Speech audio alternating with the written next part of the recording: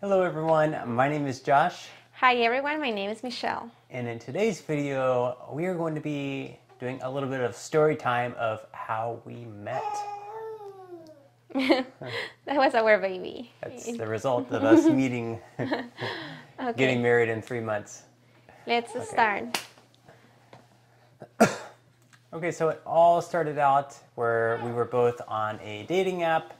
We lived maybe like 20 miles away, I want to say. So we on these dating apps, whether it's Tinder or anything else, you set your parameters of how far you want to be matched up with a person that you're seeking. So I guess ours was in a good parameter where we were both able to reach out to each other. So let me start. So first, it was 2016. In January, I came to the States on an exchange program. So I came with a J1. A J1 is a visa that allows you to work here in the States for 1 year as an intern. So I studied hospitality and I came to work here in a hotel at the front desk. For me, it was going to be one of the best experiences of my life. Actually, it was a good experience. And it was, I was supposed to be here for 1 year. So as Josh said, we ended up in this application. But why I ended up in this application is because I didn't have any friends here in the States. Most of the people who worked in the hotel were older than me and they were married, so they didn't want to go out as much. And my roommate was older, she was not really wanting to go out, and I was starting to feel very lonely. So I decided to go in this app to try to go out, meet other people, and that's how I ended up in this app. Now, how did you end up there? how any guy ends up on Tinder or any other app, pretty much. But yeah, so we met on there. Michelle, of course, messaged me first. I was like, No. hey, you're so handsome. I gotta hang out with you. No. No, in all reality, I probably messaged first, as I think in a lot of cases most guys will be messaging the girl first, and we eventually connected in that way, and then we went on a first date. We went to the movie theater. Not a date that I would recommend to anyone. Definitely, I would recommend to any guys in the future or girls, whoever. If they're going to go on a date, go to like a coffee shop, go to a bar, a place where you can speak openly. Maybe not a bar if it gets super loud. It's hard to communicate that way, but something that you can go in there, communicate, and leave quickly if it's not going well. But yeah, I mean, movie theater, we weren't able to talk a whole lot, a little bit, I guess, and then I drove her home. It's actually super surprising because... Wait a second. I have to say something. So, yes, he messaged me first. I don't know why before I was never texting any guys. I was always waiting for them to text me, so he texted me. And for me, it was interesting because I like fitness and I was going to the gym. I was gaining weight, so I was wanting to go to the gym. And he had something on his profile saying that he likes sports and that he trains people. So I was like, perfect. He trains people, we can go to the gym together. So that's why I like him. But and then he told me if we can go to the movie theaters, and I said like, oh, that's a weird place to go on your first date when you have an online application. But we decided to go to the movie theater. Yeah, so we went there. Everything was, I guess, it was okay. I mean, we had a little bit of conversation in there as much as you can in the movie theater, and then I drove her home from there. On the way there, I figured I figured that she had a car or something. I didn't realize her whole situation, that she came here on a J1 visa, and that she was just going to be here for 1 year, so it doesn't really make sense to buy a vehicle. So most girls that I would go on a date with would prefer to drive there on the first date, just because they wouldn't want a guy picking them up on the first date, not knowing them, especially on an app, meeting them for the first time, and it could be some crazy lunatic. So, okay, so I guess she did trust me enough to drive her home from the movie theater to where she was living. So we did that, had a pretty good conversation on the way back to her house. And then when we got there, Wait a second. I was going to... Wait a second. Before of that, Before that, I have to say that it was a little bit shocking that he didn't pick me up, because most of the guys, especially for me that I'm Hispanic, but in our countries, guys will pick you up, they will invite you, they will pay for you the first dates.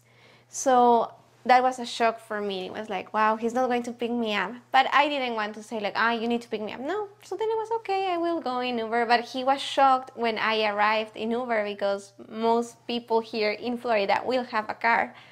So that was one of our shocking moments. Yeah, I was surprised by that. I didn't know her situation, that she didn't have a car. And then, most women that I've gone on a date with, at least off the app, if they don't know beforehand, they want to drive themselves just for their own safety, which I completely don't blame them after watching, too many like investigation discovery shows of just crazy lunatics. So then I drive her home, and then I go for the hug. She goes in for the kiss. We have a dispute between that. She thinks that I was going for the kiss. I was joke and say that she's going for the kiss. So we had exchange kiss. So it's like unexpected, I think, for us both. But that was pretty much it. So she went to her house. I went home. A lot of the times But from my point of view, where we were in the car, we were having some conversation, because in the movie theater we were not able to talk that much. But in the car we were talking, and he was nice. I like him. I like him in the way that he was a nice person. It was very easy to talk. It was a good guy. But then he just came and he was going to give me a kiss, so I was shocked by that, but that's my side of the story. Okay, so I drop her off. She goes in the house, I drive back to my house, and then that's pretty much that. A lot of the times, I won't be like reaching out to the woman like right after the date or anything like that. I don't want to be like too intense, like, oh, this guy is already texting me right after the date, whatever. I usually try to wait at least a day or two, but in a lot of the cases, the girl will actually reach out to me maybe like the next morning and say good morning or whatever, and we'll talk. I don't necessarily wait for them to reach out first, but in a lot of cases, it just happens to be the case. I don't know, I got busy, I guess, over the next few days or so. I didn't reach out to Michelle. She didn't reach out to me. I was thinking maybe she didn't reach out to me because she wasn't that interested in the date, so I was like, oh, okay, yeah, that's fine. But, probably like 4 or 5 days went by at that point, and then I was like, hey, you know what, I guess I'll reach out to her, see how she's doing. And what I usually like to do is I actually like to call the person, so I actually called her instead of texting, figuring that we can have more of a connection that way, actually hearing each other over the phone rather than just like a text that you could read, and whatever tone of language, it can kind of put off a different tone. So I figured a better connection would be over the phone. We can maybe set up another date where we can get a chance to connect more and actually speak one-on-one. So I call her, I think it might have been like around like 8 or 9 or something like that. Probably was 10 or 11. At that time I stayed up pretty late, usually maybe like 12 or 1 a.m. Now I go to bed super early because I'm a parent, but back then my time was kind of different, so I don't know if it was 8 or 9 p.m. or whatever, but she worked super early in the morning because she was working at the hotel. She might have had like a 6 a.m. shift, so obviously she's going to be going to bed earlier. So I call her and she's actually sleeping. She wakes up, she starts speaking to me in her primary language in Spanish, which I don't understand any of it other than the very basics. And then so first I will say, I was never texting guys. I was always waiting for that. I don't think that's the best thing to do, but this was like 6 years ago, so that's the way I used to be. So I was always waiting, and if someone was not texting me, I was thinking, maybe they are not interested, and it won't be like a big deal for me either. So I didn't text him, and I forgot about him. Anyways, that was fine with me. But one night, as he said, I was working morning shifts, so I was always going to bed very early, but I'm sure he called me around 10 p.m. And one night he called me, and I was very sleepy, and I answered the phone, but I don't know why I started speaking in Spanish. So the next morning, I wasn't sure if that was a dream, like someone called me and I started speaking in Spanish. I thought it was a dream, but then I saw my phone and I saw the call there, the phone calls, I was, oh no, actually it was him, which it was weird because most of the guys will just send you a text message, and I feel like our generation prefers that sometimes, but it was interesting having someone calling you. I don't know, it made me feel like he was more confident, and I like that. Mm-hmm. And some of the calls she's speaking Spanish and then some English as well. I think actually at one point she had hung up or something, then she called me back and was speaking English. I don't remember completely for sure what happened. No. I'm pretty sure it was something like that, where she may have hung out accidentally and then called back, and she was speaking a little bit of English, and then eventually we just hung up. But in that we had agreed to, which I don't think she remembered the next morning, but we had agreed to like a second date where we would be going out somewhere, meeting up, some type of food restaurant type of date. So the next morning she did text me. She was like, "Hey, I did call, or we did speak over the phone, right?" And I was like, "Yeah." And then we had agreed to a second date, meeting somewhere like a restaurant, food. We ended up just going to Chipotle. After that, I think she was wanting Ecuadorian food at the time. We don't have any Ecuadorian restaurants in Tampa, but we did meet up at Chipotle, and this is like definitely the date that kind of like made our relationship take off from there. Because we had a really good connection, a really good conversation. We both really liked each other. And it was so good that there was actually kind of like an ice cream place next to it that after being in Chipotle for like maybe over an hour, speaking a long time in there, we actually went and got ice cream afterwards. And we talked more, and we really liked each other there and had a really good connection. Yes, so then I saw, on my side, then I saw the text message. Well, I texted him because I saw him phone call. And I was wanting to go to an Ecuadorian restaurant, but I think he didn't want to take me to any Ecuadorian restaurant. Well, there are no restaurants here in the area where we live, but I don't know. He took me to Chipotle. I like Chipotle too, but he took me to Chipotle. And then we had a really good conversation. There was a good connection. I was able to open myself to him, and I was like talking, and he was listening. And it was really nice. From there, I really like him, and we, as he said, after Chipotle, we went and had ice cream. It was like a watermelon, one of my favorite flavors. And we had a good time, and from there, we started going out, and more. And then, unfortunately, I had a day one, so I was supposed to leave by December. And we met in August. So we had like a few months to be with each other, but we had like a really good time. We were going to the beach, we were going to a lot of places, and I was having a lot of fun and actually visiting more of the city than before, because finally I had like someone that knew the area and was showing me a lot of places. Yes. Yep. So yeah, like she said, she did have to leave in January, something that I guess neither one of us were expecting that we would have. I mean, we knew it, but I don't know. Kind of just blocked it out in our heads, knowing that like we didn't want to think about it at the time. I guess so. The time came around. It was we were thinking like, how are we going to continue this relationship? Both of us were kind of sad, so we had thought about maybe she can go back to Ecuador, and then I could visit her on occasion. We kind of figured that would not work. Because in South America they're very Catholic, so like the idea of a guy like visiting their country and seeing their daughter without being married, living in the house, it's definitely a no, definitely not sleeping in the same bed. Mm-hmm. So the idea of that probably wouldn't have worked. Plus, just long distance relationships usually are going to fail, and I figured that probably wasn't the best plan of action. So, yes, and regarding the family, it depends. Like, no, I know not all the families are the same in South America, but my family is very conservative, especially my dad. So they didn't want me to. First, if you go to my house, or like conservative parents that most of the Hispanics are, they won't allow their daughter to sleep with a boyfriend in the same room if they are not married. So that was our case, and we were scared of that because my dad was not really happy with me staying here or having a boyfriend in the States. He just wanted me to go back.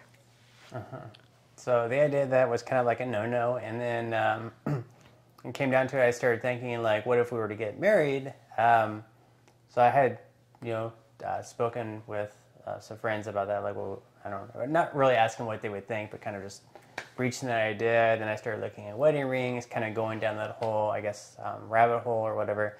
And then I decided, like, maybe that is the best thing that we can do. And I kind of hinted that at her, Michelle, a few different times, the idea of getting married. We didn't really agree on it, like 100%, I guess. But we had kind of like talked about it, kind of like thought about the idea of both sides. But we still didn't know, because if you're dating someone for just like 3 or 4 months, getting married that early is kind of, you know, it's very fast. Although we were with each other just about every day, or at least out of a week, at least 5 days a week, where I would be picking her up from work, and then spending the day, and then dropping her off at work, picking her up. We were a lot of time around each other. So. And I was in love. I was really in love. I fell deeply in love. So by the time that December was coming, I was feeling extremely sad to leave him. And we were figuring out what to do, because when you're in love, I'm still in love with you. Yes. But yeah, we were extremely in love, and I just wanted to be with him. Yeah, so ultimately I decided to go ahead and buy a wedding ring. It was a very scary purchase. One of the larger purchases I made at that time in my life. I didn't have that much money, but it was a huge purchase from what I thought, from the amount of money that I did have and what I was making and stuff like that. So I decided, hey, I will go ahead and propose on New Year's Eve, on the 31st, whenever fireworks are going off. You know, somewhat original, somewhat not original, but it was a really good night. And I proposed. She said yes, of course. And then yeah, this was very romantic. It was like a very nice restaurant here in Florida. It's like a traditional restaurant that we have in Florida, and I love the food. And it was so nice. We went to have the dinner there, but he actually proposed to me when it was 12 p.m. So the fireworks went on, and it was amazing. It was just, we were so happy. And then, yeah.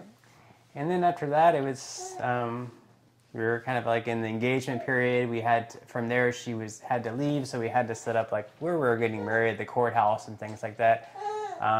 It was actually kind of a little bit harder than we thought. I think we had to drive down there. We actually had to set up an appointment and then get ready. Unfortunately, we didn't have a lot of like family, or we didn't have any family actually, so we didn't have any. Just us. It was just us. I think her dad really wanted to go, but we had set the date up before he was able to come.